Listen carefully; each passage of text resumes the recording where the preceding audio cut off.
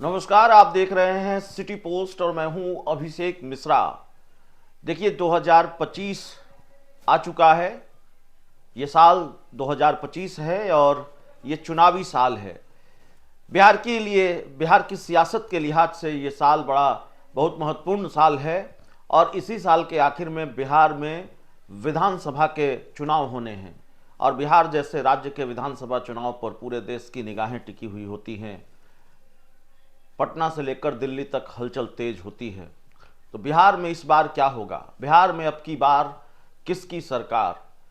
यह सवाल बड़ा महत्वपूर्ण सवाल है कि बिहार में अब की बार किसकी सरकार बनने जा रही है। बिहार में अब की बार कौन सरकार बनाने जा रहा है। जाहिर तौर पर यह सवाल है।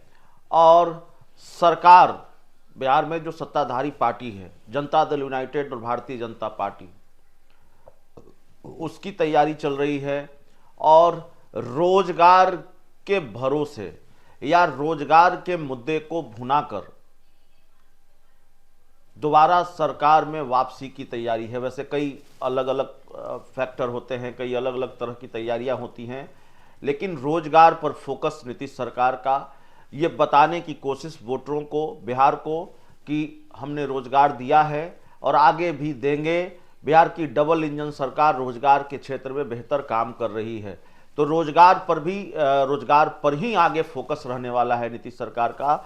और जो बजट होगा बिहार का वो रोजगार पर आधारित होगा, रोजगार को केंद्रित होगा।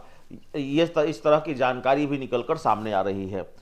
2025-26 का जो बजट होगा बिहार सरकार का, अगला बजट, वो नौकरी वाला होगा। और इस वित्तीय वर्ष में करीब 6 लाख सरकारी नौकरी का प्रावधान किया जाएगा। सबसे बड़ी बहाली सिपाही और टीचरों की होगी, जिस तरह की जानकारी निकलकर सामने आ रही है।